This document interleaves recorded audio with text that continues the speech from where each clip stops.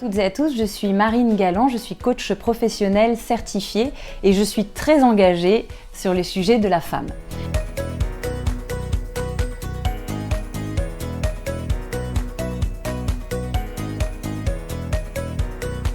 Il y a d'abord évidemment un levier externe qui correspond finalement à l'évolution du cadre de loi et on a pu voir depuis 1945 l'émancipation des femmes avec une longue conquête des droits politiques des femmes avec par exemple en 1944 le droit de vote pour les femmes pour les récompenser de leur effort de guerre.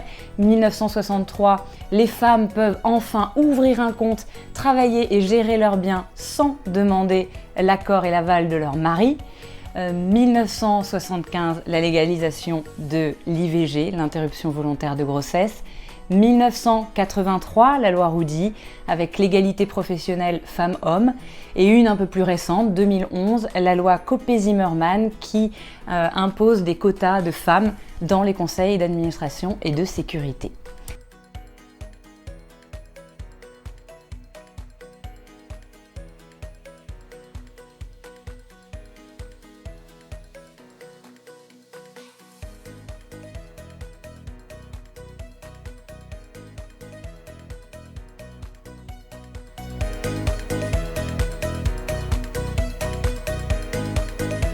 L'autre levier que l'on a, c'est le levier interne.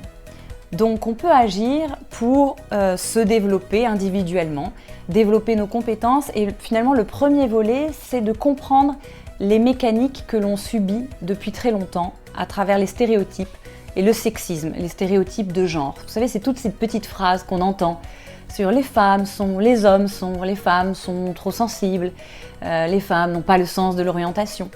Tous ces stéréotypes limitent les femmes dans leur capacité puisque c'est une infériorisation qu'elles ont intériorisée.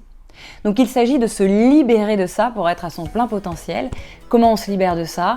Eh bien c'est en identifiant le sexisme pour pouvoir le dépasser.